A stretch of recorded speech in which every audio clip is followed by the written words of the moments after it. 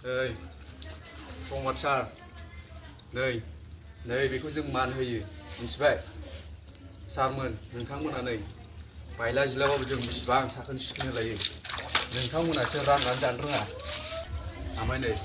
जोंहा हाग्रामा सारनिबो दं हाग्रामा सार नोंथाङाबो नै नोंथाङा मोना माने Facebook social media news live मा बायदिसिना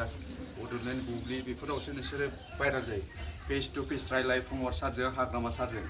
नोंथांमोना नै बारा गैला मास मोनसेल'सै नोंथांमोना ज' जानो नाजादों नङाबा जों बर' हारिया सेस दंस'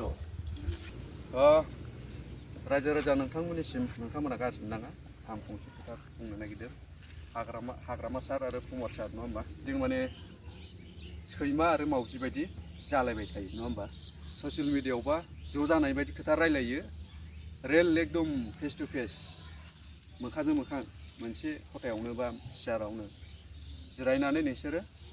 रायलायफेरा नङा होमबा दा आं बेखौनो बुंबाय आं बेखौ सुबाय 10 बोसोर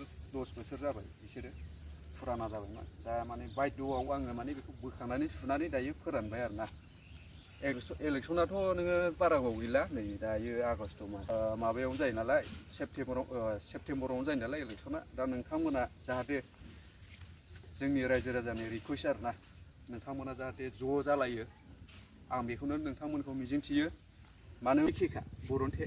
बर'जों बर' जुदि थै सुनायलायबा मा जागोन फिउचाराव मा जागोन जोंनि इयुन जेनेरेसन फैबाय थानाय समाव मा जागोन नोंथांमोना बेखौ साननानै बुजिलायनानै ज' जादो सार नोंथांमोन बे आंनि रिकुवेस्ट प्लिज नोंसोर ज' जादो खोलो खोलो बारखौ जों सुदेमै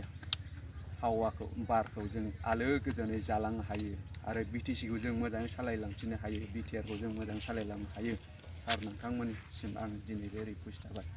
जै